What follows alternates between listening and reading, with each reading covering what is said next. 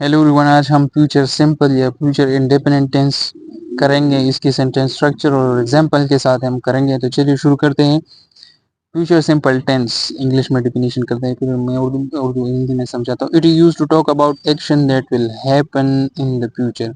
वो एक ऐसे कामों के बारे में बताते हैं इसमें जो कि आने वाले ज़माने में होंगे। इसमें प्रेडिक्शन आ सकती है, प्रोमिसेस भी आ सकते हैं और फ्यूचर फैक्ट्स भी आ सकते हैं। प्रेडिक्शन जो है वो किसी के तुम वो करोगे मैं वो करूंगा। प्रोमिसेस जो है वो वादे के तो मैं तुम्हारे तारे तोड़ लूंगा। और फ्यूचर फैक्ट्स यानी फ्यूचर में जो जो होगा, आने वाले वक्त में जो जो भी होगा।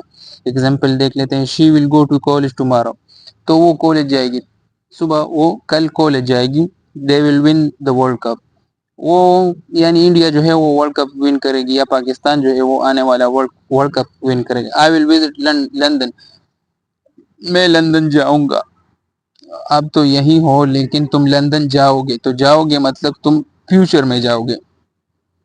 अभी तुम्हारा कुछ इरादा नहीं है, इरादा है सॉरी, लेकिन तुम्हारा जो है वो अभी तुम अपने मुल्क में हो, इरादा जो है तुम्हारा वो होगा।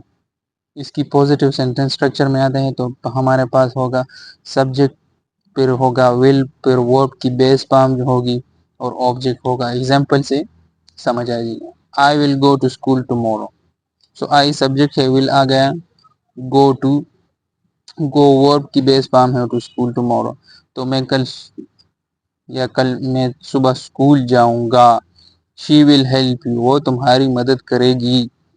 I will visit your house, मैं तुम्हारा घर आऊंगा।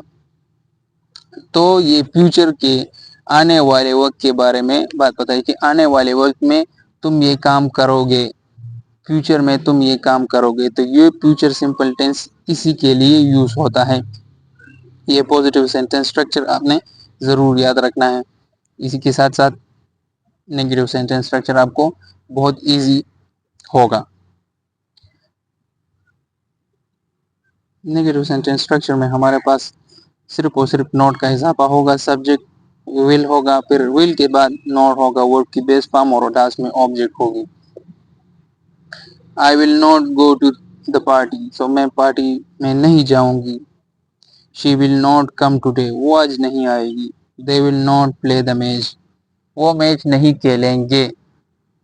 तो आने वाले ज़माने के बारे में प्रेडिक्शन या आने वाले ज़माने में एक्शंस की बात करते हैं।